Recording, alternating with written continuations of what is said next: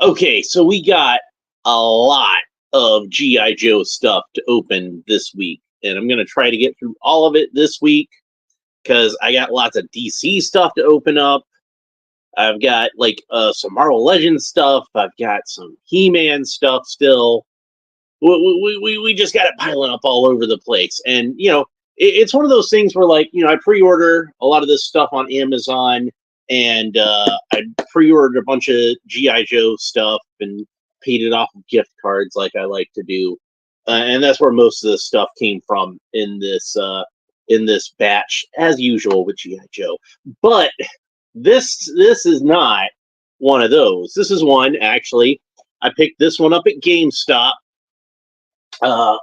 Like I guess it was like months ago at this point, and just never got around to opening them up for whatever reason. Like I'd set them under my desk at some point with the intention of opening them up soon.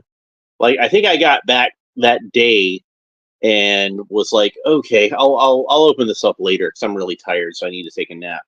And then I took a nap and just completely forgot about it. So I keep seeing it sitting in the bag underneath my desk and be like, oh yeah, I need to open up that Beachhead. So when I had this whole big pile of GI Joe stuff to open up, I remembered that I had him, and I put him over in the pile, and I'm like, he's going to be one that I'm going to get around to this week.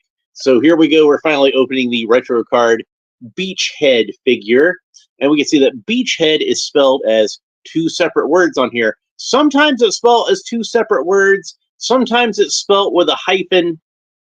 Sometimes it's spelled as like one solid compound word, but I guess because it's the retro card and this is how it was spelled on the first Beachhead figure made back in the 80s, that's how they spelled it this time. Let's read the bio on the back, and you can see it's got several languages on here. Beachhead, Sneeden, Wayne R. It's got an asterisk by it. It says fictional name. Okay. Role, Ranger. Primary specialty, infantry. Secondary specialty, small arms armorer. Birthplace, Auburn, Alabama. So right next to my own state of Georgia. How about that? Beachhead was a lane instructor at Ranger School, an observer/advisor at the Covert Ops School in Central America. He's meticulous, patient, strong-willed. He doesn't get angry. He gets even. All right. So let's have a look at the artwork here. Nice piece of artwork, very similar to the pose that Beachhead was in the original artwork for the figure in the 80s. Although this one looks more like line art than a painting like we're used to seeing on the vintage figures. And it's not like a lot of these retro figures have, so far have had artwork that to me looks like, they kind of took a photograph of the action figure and kind of went over it in Photoshop to make it look like a painting. And it doesn't seem to be the case with a lot of these later ones. So this does look to be like just like somebody did a drawing. Well, let's go ahead and open them up. And it actually is taped at the bottom here. So this little flap, I'm guessing, will be the easiest way to open it up. And get that cut, and we can go ahead and come on, you. Let's go.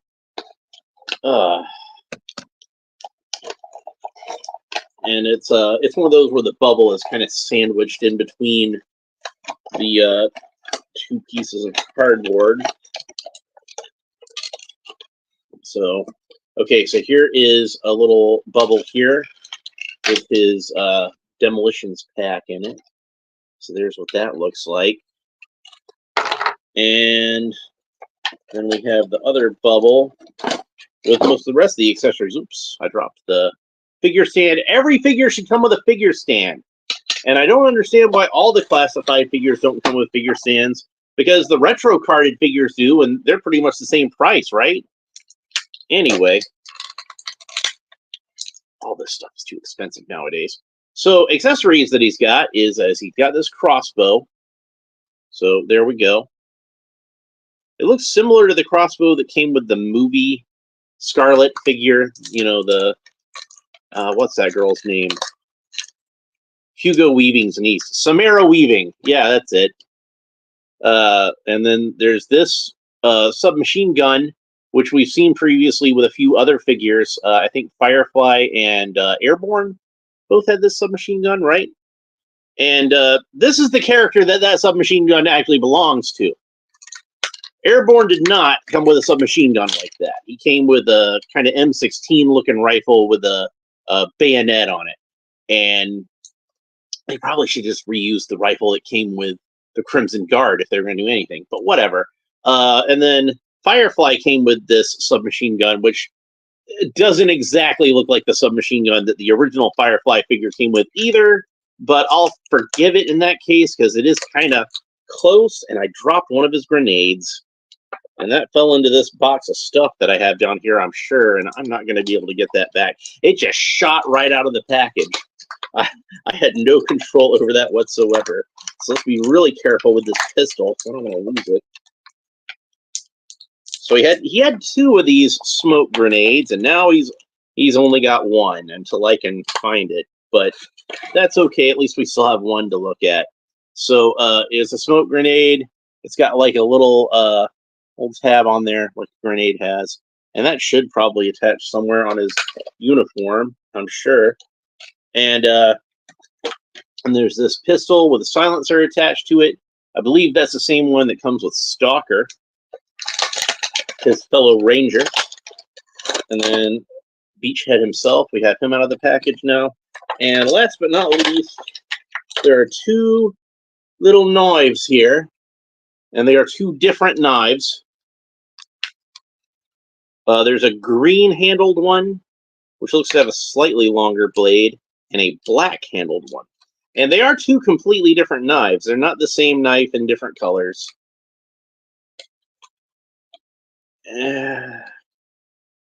So we'll get those out.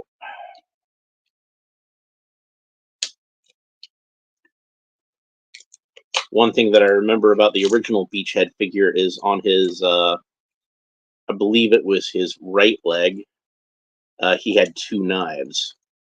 One on his thigh and one on his shin. And we'll see how that all works on this figure. All right. So there, that's all the accessories out. And the poor grenade that went somewhere, and I'll probably run across it again when I'm looking for something else. But I'm not too concerned about it because, like I said, he came with two of them, so we got to look at one of them, so that's okay. So here we got a knife holster on his thigh and a knife holster on his shin, so that's nice. He's got pistol holster over here, knife sheath. I don't know why I'm saying holster. All right. And this is not a straight repaint of the Cobra Island Beachhead that we had previously. This is, it looks to be mostly a repaint of Stalker with a new vest. And I'm not sure if this head is the head that came on that previous Beachhead or not, but it does look pretty similar to it, where it's got the kind of knit texture to it like the 80s Beachhead figure had, but the panel in front looks more like it's just kind of plain fabric. Probably it's like more of a thinner fabric for making breathing easier. But yeah, mostly this is a repaint of Stalker / Grunt. And, you know, a lot of those parts are shared with Dusty also, like the arms and legs, I think, are shared with Dusty. And he's got boots with laces up them. The color scheme is very accurate to the original 1980s version 1 Beachhead, although I think the green is just ever so slightly darker, but it is that same sort of bluish green that that the original figure had. You know, when you got green, it's going to either kind of skew towards yellow or it's going to skew towards blue, and this is definitely one that skews towards blue. So to compare, since I happen to have a Green Lantern here, so this is what I think is like the purest shade of green you can get, like an emerald green.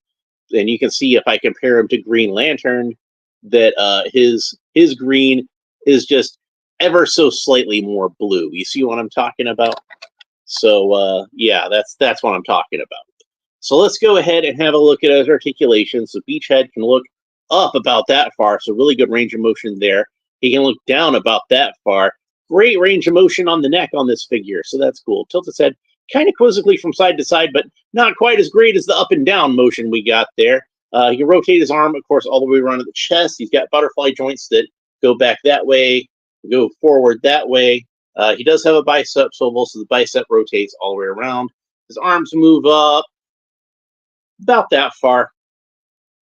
He's got double jointed elbows. That's about the range of motion you get at the elbows. Again, this is a repaint of Stalker. So if you already have Stalker, you already know how his articulation works. But we'll just continue going over it just for the sake of completionism. Wrists rotate all the way around and have a horizontal hinge. So they go back and forth this way. And this wrist has a vertical hinge. So it goes up and down. But it seems like it's kind of stiff, so it's not wanting to go quite as well as usual. Now, Beachhead does have an ab crunch underneath the vest, and the vest does hinder it slightly, but not as much as you might think. So you can still get some good posability out of the torso that way. Of course, the waist rotates all the way around and kind of moves from side to side in various ways. It's jointed pretty much like an 80s G.I. Joe figure, only it's a ball and socket instead of the old O-ring. Beachhead can kick forward about that far. Great range of motion as far as kicking forward. He does have the drop-down hips that the G.I. Joe classifieds usually have.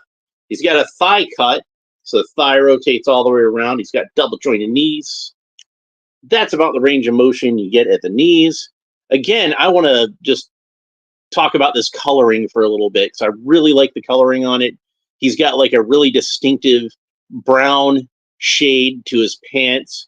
Very, very similar, again, to what the 80s action figure had with the green camouflage over it that matches up with the green on his shirt and balaclava. Black gloves, black vest, gray ammo across the chest, and the beret over here at the shoulder. Again, just like the 80s figure, just like you remember. That Cobra Island figure was great, and I thought it was a pretty awesome Beachhead figure. But I was hoping at some point they would do a repaint of him that would be more in line with the coloring of the original Beachhead figure. And Hasbro more than did that. They actually gave us, with the Stalker body, they were able to get a more accurate version, and this all new vest that looks just like the vest that the figure had in the 80s. Great stuff. Now, one thing I will complain about is this is just a slight criticism. They did paint in the ammo, the ammo clip magazine. They did paint that in gray, so it does actually match with the ammo on its chest. Unfortunately, since this is a little undersized, I think, compared to what the original Beachhead rifle was in proportion to the original figure, that means the ammo is actually a bit smaller than the ammo on his chest. So it doesn't quite match up with with what his actual submachine gun takes. So let's go ahead and try some of these weapons. I was going to put that in there, but I'm going to first do some of these other ones. First, let's have a look at these knives. So here's the green knife. And that's a little bit of a tight fit, but it fits in there just fine. So there he is with the first knife. And then there's this little black knife. And they both have silver blades to them, but I'm just calling them, by the color of their handles. So there we go. There he is with that black knife, but I got it in there backwards, so I'll just kind of twist it around a little bit. There we go. So there he is with the black knife. Now let's see which one fits where. Since the green one has a slightly longer handle, I'm going to guess that it fits in this slightly larger sheath. So there we go, and it fits in there nice and snugly. Now let's try the black knife in the sheath around his shin, at his ankle.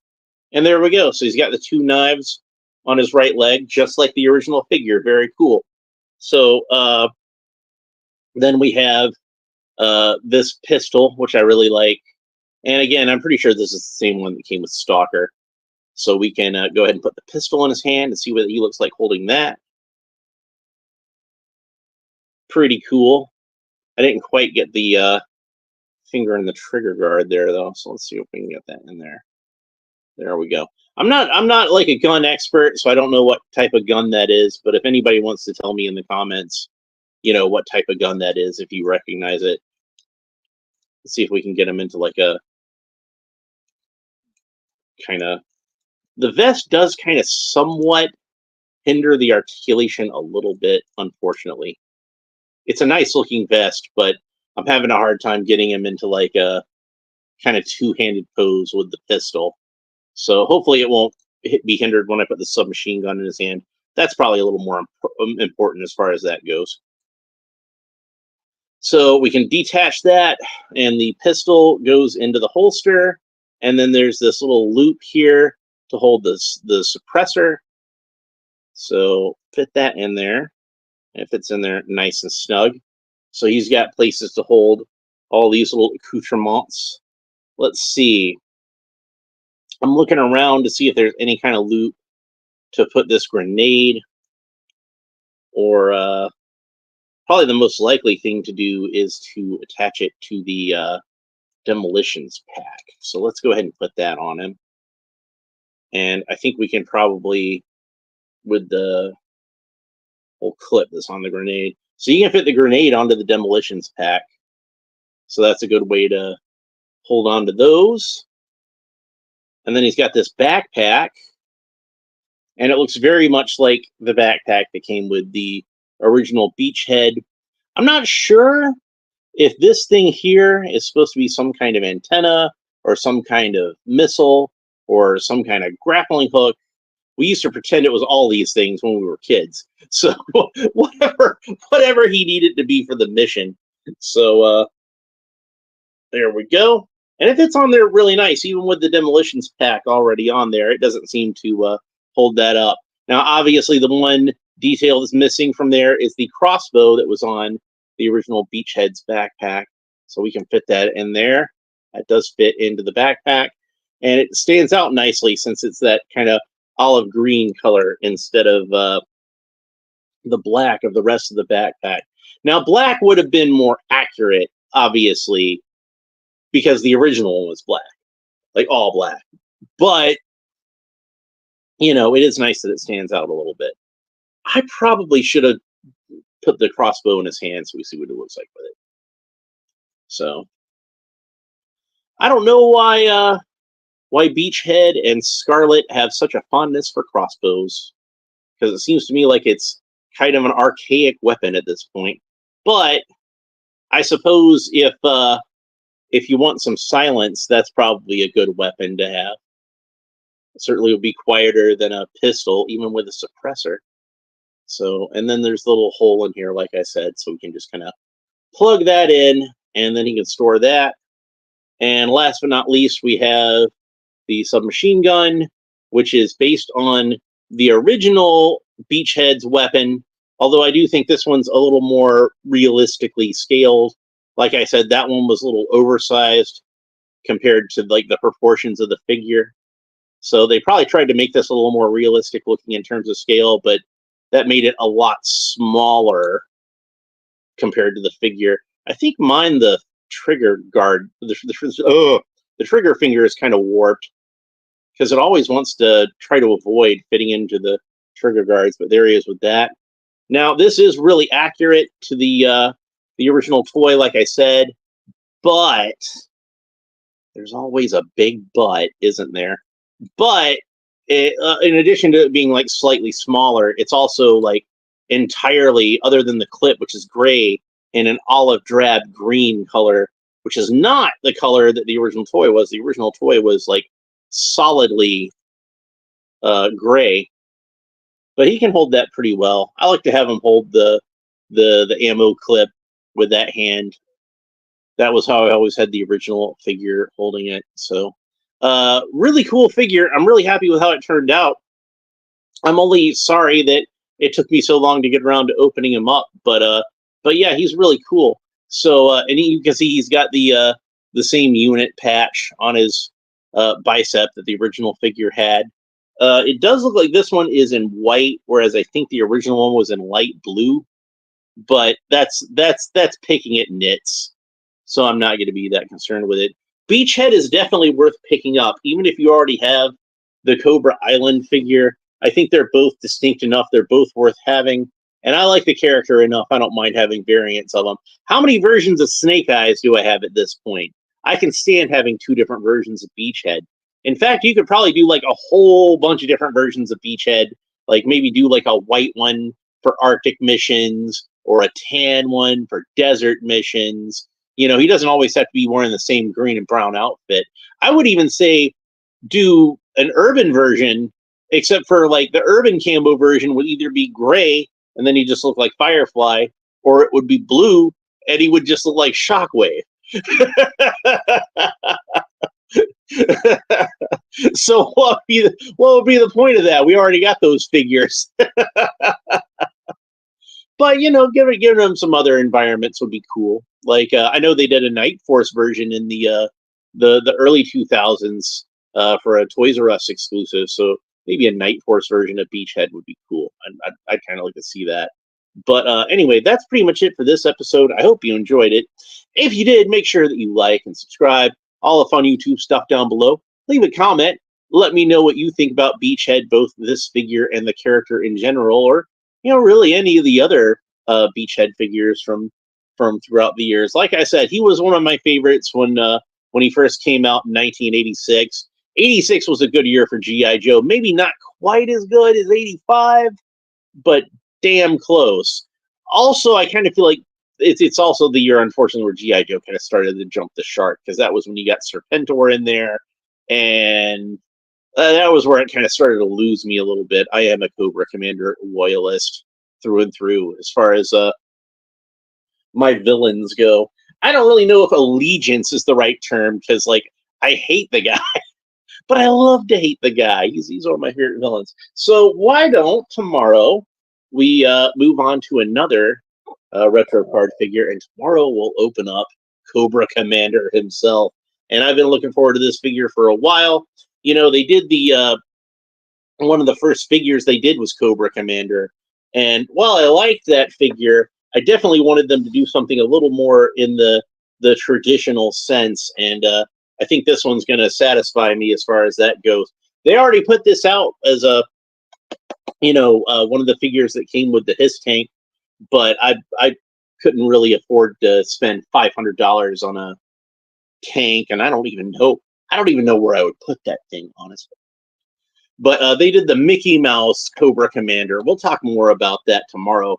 But those of you who don't know what I'm talking about, Mickey Mouse Cobra Commander, what is he talking about? Oh, trust me, it's a thing. I'll get into discussing it at the time. But I'm really excited about this one. So I'll open him next, and then I've got the two, the next two, which I already opened the first two we saw. Got the 60th anniversary G.I. Joe, the Action Marine, and the Action Pilot. So we can discuss those tomorrow in the upcoming days. But tomorrow is all about Cobra Commander and the Crossell artwork. So I need to get Stalker, and I'll probably try to get that Cobra Trooper if I can. Although I've got like a bunch of Cobra Troopers already, but that one looks pretty cool, so I would like to have him. I definitely want Stalker because you got more like the classic colors, and I appreciate that. But Cobra Commander looks so cool. I can't wait to open that up. Anyway, that's it for Beachhead. We will talk to you tomorrow. Next time, I'm planning on doing it tomorrow. Well, we'll see. Hopefully, I'm not too tired. We'll talk to you next time. Bye.